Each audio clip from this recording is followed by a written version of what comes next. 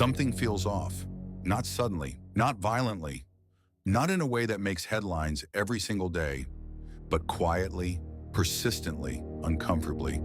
Factories that once ran around the clock go silent. Entire production lines are dismantled. Facilities that shaped regions for generations shut their gates. And what makes this moment so unsettling is not that it happens to small players.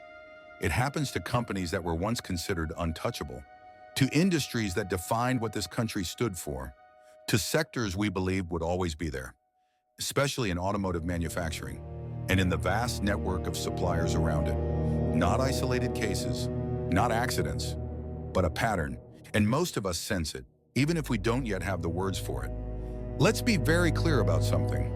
This is not about a sudden loss of competence, not about people forgetting how to engineer, build, or organize, not about a lack of intelligence, effort, or discipline. There are still highly capable teams, still world-class engineers, still companies filled with people who know exactly what they are doing. So this is not a story about decline in skill. It is a story about something far more fundamental. Because systems do not stall when talent disappears, they stall when direction disappears. To understand this, we have to look backward. Not to glorify the past, not to romanticize hardship, but to understand what actually made progress possible. After the Second World War, Germany lay in ruins, cities destroyed, infrastructure gone, industry dismantled. There was no comfort to protect, no stability to preserve, no illusion of security. There was only one option: rebuild or disappear. People did not ask whether it was fulfilling. They did not ask whether it aligned with personal balance.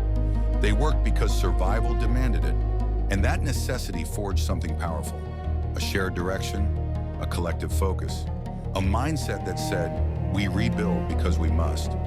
That is how the economic miracle became possible. Not through optimism, but through reason.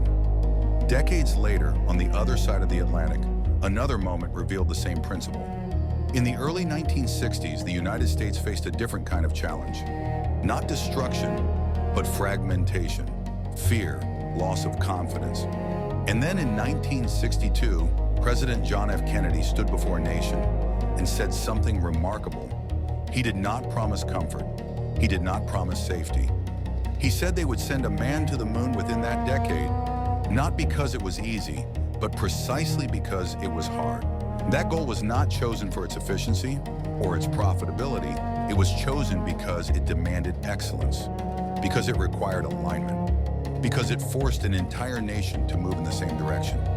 Scientists, engineers, manufacturers, workers, millions of individual efforts suddenly pointed toward a single objective, and history followed.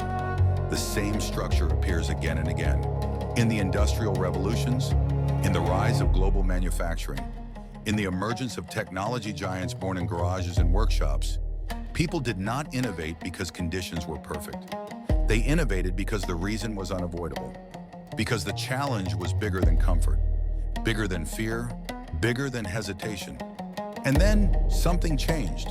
The rebuilding succeeded, the systems worked, growth followed. So we entered a long phase of harvest. We optimized, we refined, we scaled. We became exceptionally good at improving what already existed, and for a while that was enough. But harvest without renewal is finite, because harvesting only works as long as someone keeps planting. This is where the real shift happened. We continued to deliver answers, better products, faster processes, more efficient systems. But we stopped asking the deeper question: what problem are we solving now? Not technically, not operationally, but fundamentally. What is the reason that justifies collective effort today? And when that question remains unanswered, systems do not collapse overnight. They drift, quietly, slowly, almost politely. That is why the present feels so confusing. Nothing appears completely broken, yet nothing feels truly alive either. Debates become louder, positions become more extreme. Because when direction disappears, people start defending comfort, and societies begin to turn inward. This pattern is not limited to nations or industries. It applies to us as individuals as well. No one changes their life through discipline alone.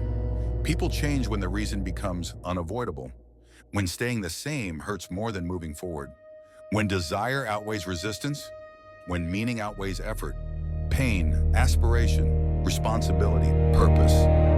Those forces have always moved humans. Nothing else ever has. So perhaps the real crisis of our time is not a lack of innovation. It is a lack of compelling reasons.